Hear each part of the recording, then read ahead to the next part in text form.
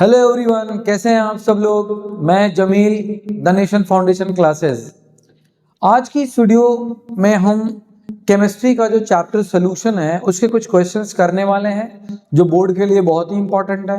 मगर उससे पहले आपको एक इंफॉर्मेशन दे दें कि जो नीट फुल टेस्ट पे आधारित हमारी टेस्ट सीरीज चलने वाली थी वो अभी 25 जनवरी से लॉन्च होगी, जिसमें पहला टेस्ट जो है 25 जनवरी को होगा। तो अगर आप नीट एस्पिरेंट हैं, नीट की तैयारी कर रहे हैं और अगर आप अपना कोर्स रिवाइज कर चुके हैं या थोड़ा बहुत बचा भी है, majority of portions has been covered, I think so, तो आप हमारी नेशन फाउंडेशन की नीट की टेस्ट सीरीज ज्वाइन कर सकते हैं और अपनी प्रिपरेशन को बूस्ट कर सकते हैं। 25 जनवरी से पहला टेस्ट हमारे यहाँ शुरू होगा। चलिए, आज की इस वीडियो में हम लोग सॉल्यूशन चैप्टर के कुछ क्वेश्चंस करने वाले हैं जो आपको बोर्ड में देखने को मिलेंगे। या तो ये क्वेश्चन या तो इसी तरह के क्वेश्चंस आपको देखने को मिलेंगे। और हमारी वीडियोज अगर आप देखते हैं तो आपको अपने चैप्टर को फटाफट रिवीजन करने में बहुत सहायता मिलेगी। चलिए शुरू करते हैं पहले चैप्टर से। चलिए एक थ्योरेटिकल क्वेश्चन करते हैं जो मल्टीपल टाइम आपके बोर्ड एग्जाम में पूछा गया है और इसी चैप्टर से है। एक तो होती है ऑस्मोसिस, है ना, और उसी का जस्ट अपोजिट है रिवर्स ऑस्मोसिस। तो ये दोनों क्या है ना, रिवर्स ऑस्मोसिस का क्या एप्लीकेशन है पूछते हैं आपसे। तो चलिए देखते हैं ना कि ये दोनों टॉपिक क्या है। एक है ऑस्मोसिस और दूसरा क्या है, रिवर्स ऑस्मोसिस। क्लियर है? चलिए, तो देखिए ऑस्मोसिस को आप लोग याद भी करते हैं और समझते भी हैं। ऑस्मोसिस क्या है ना, मैं थोड़ा सा एक्सप्लेन कर दूं आपको। देखिएगा, अगर एक बर्तन रखा हुआ है, बीच में उसको पार्टीशन कर दीजिए आप, है ना, और वो जिससे पार्टीशन करिए आप,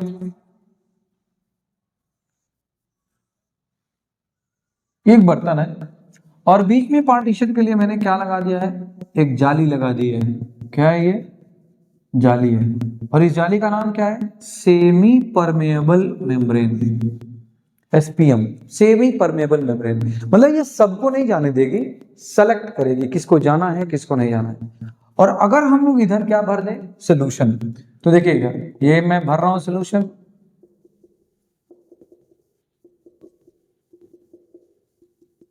ओके।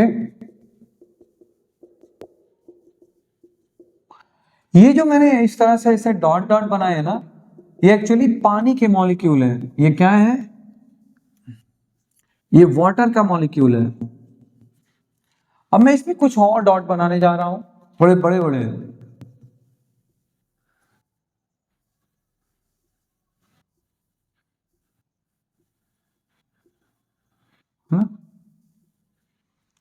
ये जो बड़े बड़े मॉलिक्यूल मैंने बनाए ये सल्यूट के हैं। किसके हैं? सल्यूट के हैं। तो ये हो गया सॉल्वेंट और ये हो गया सल्यूट। क्लियर है? इसकी दूसरी तरफ भी हमने एक सोल्यूशन भर रखा है।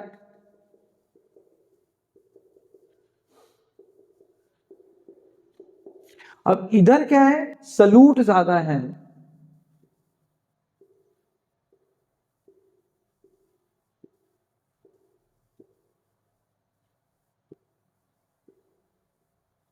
इधर पानी कम है।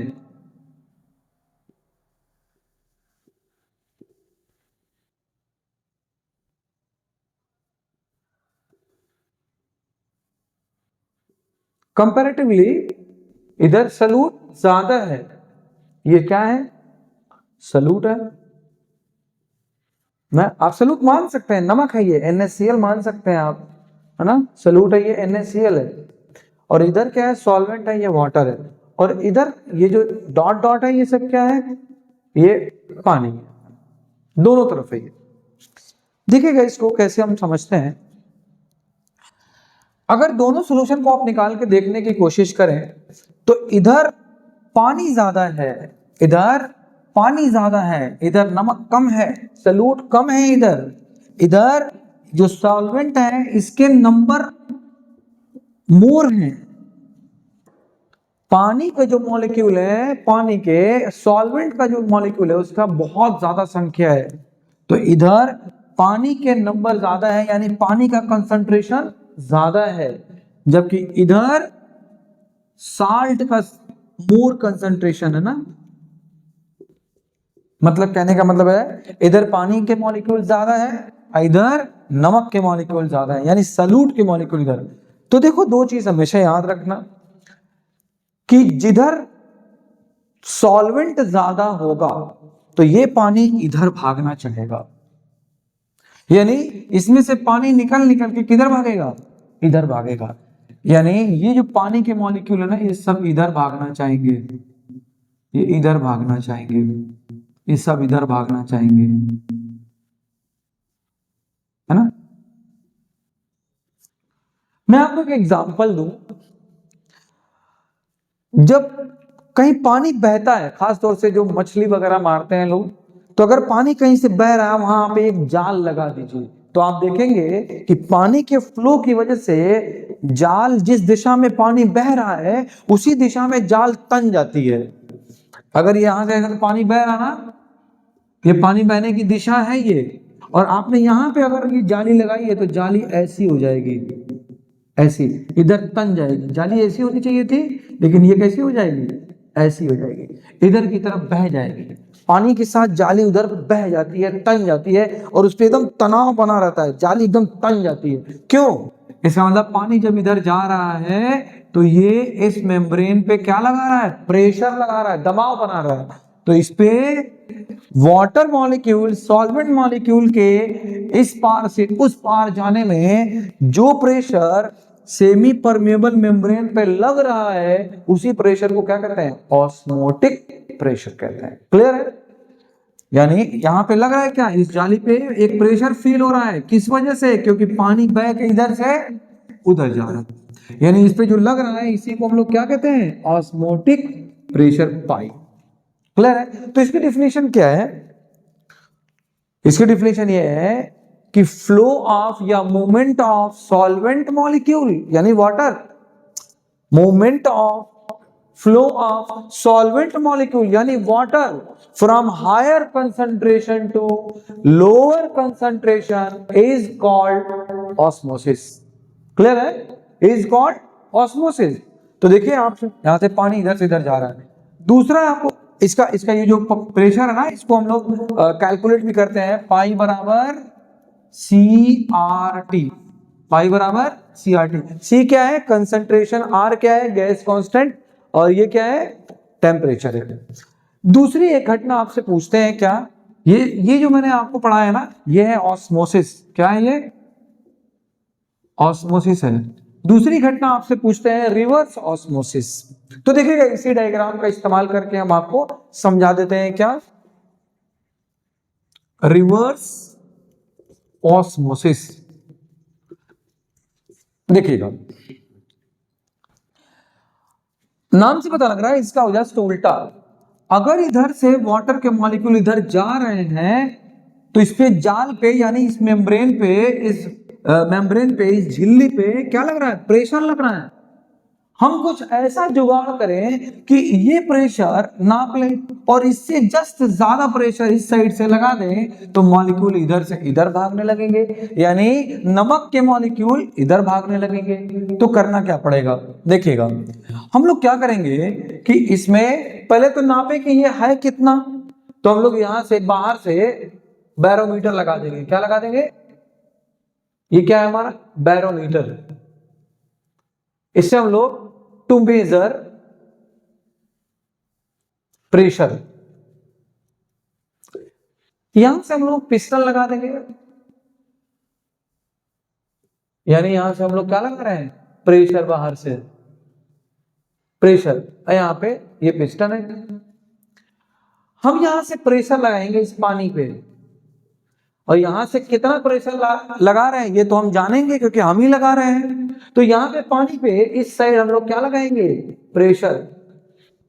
जब इस पे प्रेशर लगाएंगे तो इस पानी का प्रेशर इधर भागेगा, पानी को दबाइए, पानी इधर भागेगा। तो जब इस पे आप प्रेशर लगाएंगे तो प्रेशर इधर भागेगा।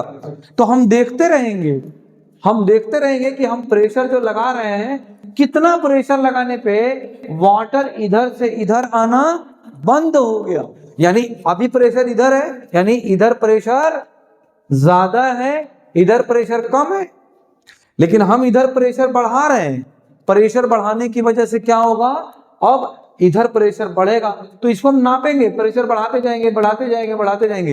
एक समय ऐसा आएगा कि ये प्रेशर जितना है उसी के बराबर इधर का भी प्रेशर कर देंगे। यानी अगर हम इसको बोले ये है, मान लीजिए चैम्बर 1 है ना, ये है मेरा चैम्बर 1 और ये है मेरा चैम्बर 2। इसका प्रेशर है P1 और मैंने इधर प्रेशर बढ़ाते बढ़ाते बढ़ाते बढ़ाते इधर का प्रेशर शुरू में क्या था, P1 बड़ा था, P2 छोटा था, लेकिन मैंने इधर से प्रेशर लगाया और उसको सपोर्ट कर रहा हूं। तो अब एक समय ऐसा आएगा कि P1 बराबर क्या हो जाएगा, P2। जैसे ही P1 बराबर P2 होगा, पानी के मॉलिक्यूल का इधर फ्लो होना बंद हो जाएगा। मतलब जैसे ही P1 बराबर P2 हुआ, ऑस्मोसिस विल स्टॉप। जैसे ही दोनों प्रेशर बराबर हुए, ऑस्मोसिस रुक जाएगी। फ्लो ऑफ वाटर मॉलिक्यूल या solvent molecule will get stop once both chamber pressure will get same. Clear है? तो हमने नाप लिया कि कितना प्रेशर लग रहा था, क्योंकि यहां से हमारे पास नापने की सुविधा है, हम ही लगा रहे हैं प्रेशर। तो हमने कितना प्रेशर लगाया जिससे इधर से इधर आने वाले मॉलिक्यूल रुक गए। यानी जितना प्रेशर हम इधर लगाएंगे उतना ही ये लग रहा होगा, दोनों बराबर हो गए। चलिए, ये बात तो हो गई, रुक गई। अब हम लोग क्या करेंगे, इधर से प्रेशर बढ़ाएंगे। क्या करेंगे, now we will increase the pressure in chamber 2, और ज्यादा प्रेशर बढ़ाएंगे। तो अब क्या होगा, इधर का प्रेशर ज्यादा हो जाएगा और इधर का प्रेशर कम। अब इधर से जो नमक के मॉलिक्यूल है ना, ये वाले, ये नमक के मॉलिक्यूल अब इधर भागने लगेंगे। क्या होगा, ये नमक के मॉलिक्यूल इधर भागने लगेंगे। यानी अगर हम यहाँ पे दिखाएं एक छोटा सा डायग्राम बना के जिससे आपको समझ आए, ये है मेम्ब्रेन, इधर नमक का मॉलिक्यूल था, इधर पानी था, ये नमक का मॉलिक्यूल है। तो अब हमने प्रेशर इस साइड में P2 को बढ़ा दिया, ये P1 कम हो गया। तो क्या होगा, नमक इधर भागने लगेगा।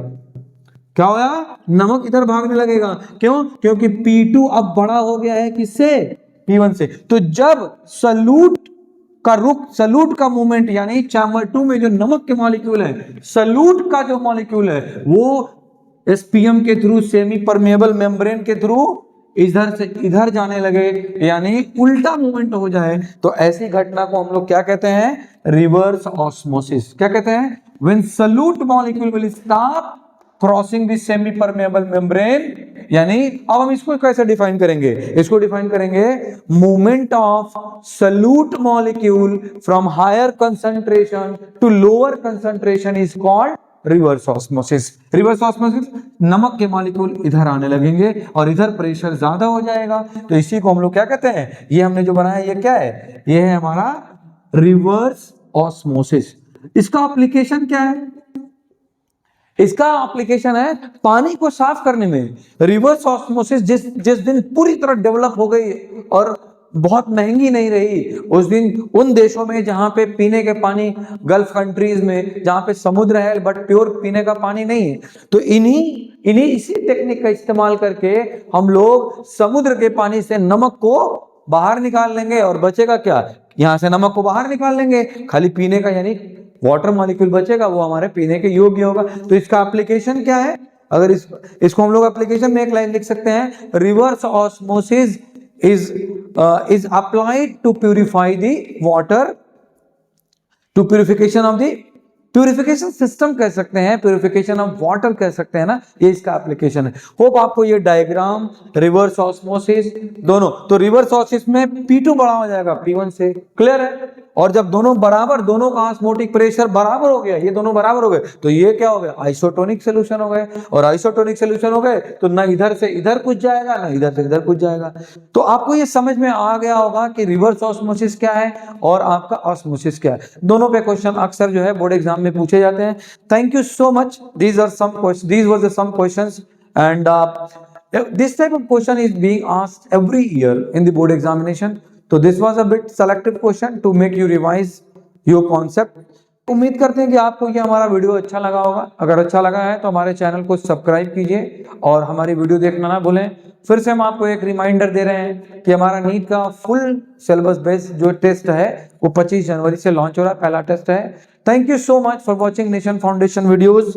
एंड एक चीज और मैं कहूंगा आपसे कि अगर आपका नीट का प्रिपरेशन हो चुका है तो टेस्ट सीरीज ज्वाइन करना ना भूलें, क्योंकि यही वो हथियार है जो आपको फाइनल बैटल में जीत दिलाएगा। Thank you so much for being for seeing my videos. Thank you.